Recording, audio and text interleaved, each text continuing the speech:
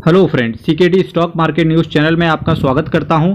आज मैं आपके सामने जिस म्यूचुअल फंड को लेकर के आया हूं उसका नेट एसेट वैल्यू केवल 550 रुपए का है और इसका जो नेट एसेट वैल्यू आप देख के एनएवी देख के आप कहोगे कि सीकेडी जी ओ इसका तो एनएवी बहुत ज़्यादा लग रहा है। पर मेरे भाई इसको आप फ्लावर मत समझना, क्योंकि जब आप इसका रिटर्न देखोगे तो ये फायर है मेरे भाई।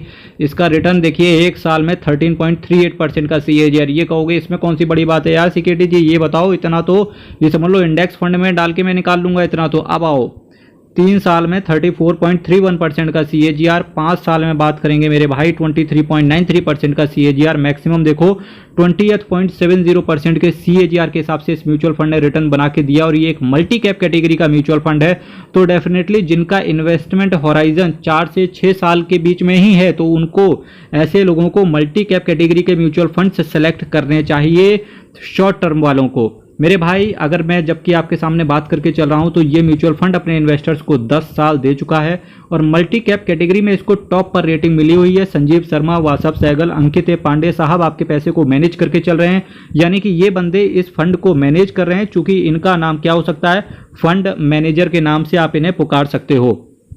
इन सभी का क्वालिफिकेशन, इन सभी का एक्सपीरियंस ताबड़तोड़ तरीके से दे रहे हैं। और अंकित पांडे साहब का नाम जैसे ही आपके दिमाग में चलने लगे, समझ जाना भाई साहब क्वांट म्यूचुअल फंड की चर्चा हो रही है यहाँ से। इसके साथ साथ अगर मैं आपके सामने बात करने की चेष्टा करूं तो 3 महीने में देखो 13.27%, 6 महीने में एब्सोल्यूट रिटर्न की मैं बात कर रहा हूं अब 27.45%, 1 साल में 13.38%, 3 साल में पैसे को 1.42 टाइम्स। 3 साल में अगर किसी ने 1 लाख का लमसम किया होता तो 1,42,000 रिटर्न के तौर पर पड़ा होता।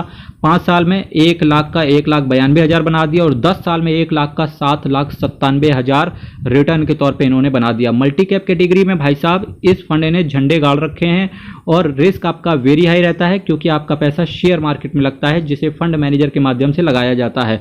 आज मैं आपके सामने जिस म्यूचुअल फंड की चर्चा कर रहा हूं, quant active fund direct plan growth की मैं आपके सामने चर्चा कर रहा हूं। मेरे भाई हंसते रहो, मुस्कुराते रहो, चैनल को शेयर करते रहो, चैनल को शेयर करवाते रहो, चैनल को सब्सक्राइब करते रहो, चैनल को सब्सक्राइब करवाते रहो। क्वांट एक्टिव फंड, अब आप इसका नाम एक्टिव है और ये एक्टिवली वाकई में काम कर रहा है। हालांकि जो ये कैटेगरी है ये एक मल्टी कैप कैटेगरी से होकर के आता है। 5,688 करोड़ का असेट साइज ये दिखा रहा है कि भाई साहब इसके अंदर इन्वेस्टर्स का ट्रस्ट भी बन रहा है। 0.77% का आपसे एक्सपेंस रेशियो चार्ज किया जाएगा। 9.41% का कैश होल्ड करके चल रहे हैं, जो कि एक डिसेंट दिख रहा है। Nifty 500 multi cap 50 25 25 total return index को इन्होंने बेंचमार्क के तौर पे लिया है। प्लान आपका ग्रोथ है और मेरे भाई ओपन एंड है फंड टाइप, और 15 दिन के अंदर निकलने की चेष्टा करोगे तो 1% का आपसे एग्जिट लोड पड़ जाएगा। अब बात करेंगे किन किन सेक्टर्स में आपका पैसा पड़ा हुआ है, तो देखिए इन्होंने सबसे ज़्यादा जो टारगेट किया है 20% पैसे को एलोकेट करके रखा हो, यानी कि सपोज दैट आपने 1,000 रुपये की SIP की तो उसका 1,000 का 20% यानी कि 200 रुपये फाइनेंशियल सेक्टर में जाएगा। Health care, metals and mining services, chemical, consumer staples, construction, automobile, capital goods, communication, energy, materials, technology और टेक्सटाइल जैसे कुछ दिग्गज सेक्टर्स को इन्होंने टारगेट किया है। इसके साथ साथ कुछ अदर्स में पैसा पड़ा हुआ है जो कि है 9.41%।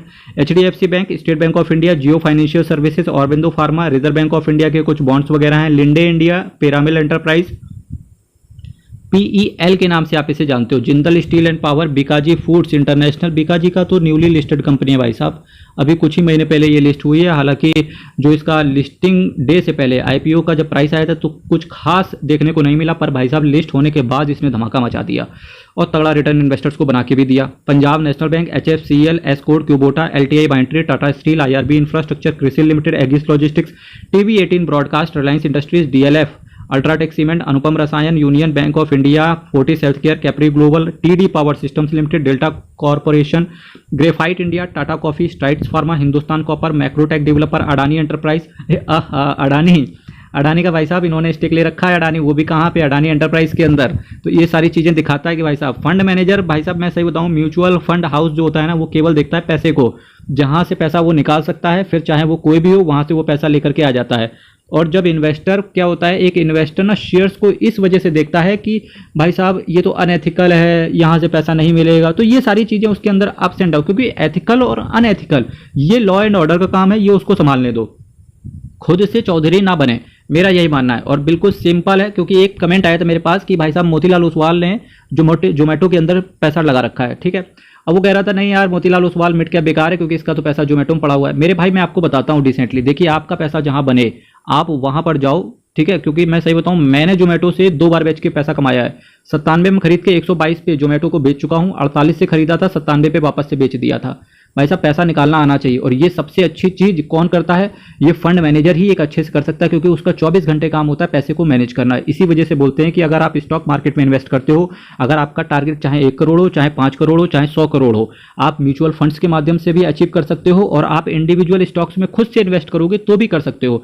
पर क्या होता है कि एक आग से खेलना होता है, अगर आप खुद से स्टॉक्स को सेलेक्ट करके पैसे को डालते हो, वो होता है आग से खेलना। पर अगर आप बिना आग से खेले अगर आप टारगेट को अचीव करना चाहते हो, तो उसके लिए सबसे सुलभ साधन है क्या, केवल एक म्यूचुअल फंड। इसीलिए बोलते हैं कि म्यूचुअल फंड सही है। Macrotech Developers, Adani Enterprise, Hindustan Petroleum, CIE Automotive, India Pesticides, NMDC, Bharat Foods, Ambuja Cement, MOIL Limited, MOIL Limited, Rossell India, Honda Siel Power Product Limited, Ipca Laboratory, Century and का, IQ Lighting, Bosch Limited. IQ Lighting का मेरा लगा था IPO मेरे भाई। Bosch Limited, ACC Limited, Tata Chemicals, Sula Vineyard limited.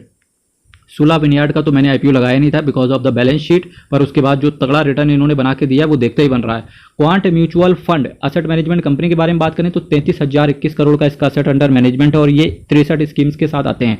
अब quant asset management company से मेरा केवल एक ही कहना है, भाई साहब 63 स्कीम ऑलरेडी हो चुकी हैं, असेट अंडर मैनेजमेंट को बढ़ाने की चेष्टा करो। इसके लिए रिटर्न आप अच्छा दे रहे हो तो डेफिनेटली धीरे धीरे ये 50,000 करोड़ के आसपास की निकल जाएगी। स्कीम्स अभी आप कम ही रखें, 63 स्कीम्स के साथ ही रहें, और स्कीम से ज़्यादा लॉन्च ना करें। फिलहाल अभी तक तो कोई क्वांट असेट मैनेजमेंट कंपनी की तरफ से कोई नई स्कीम तो फिलहाल आ नहीं रही है, फिर भी ये 63 स्कीम है सफिशियंट है। क्योंकि पराग पारिक फ्लेक्सीकैप, मुझे पराग पारिक जो असेट मैनेजमेंट कंपनी है ये मुझे इसी वजह से अच्छी लगती है कि वह 7 स्कीम के साथ आते हैं और तगड़ा रिटर्न देते हैं। मेरे भाई चैनल को सब्सक्राइब कीजिएगा, ऑल इन ऑल बताएं, बहुत बढ़िया फंड है मल्टी कैप कैटेगरी में।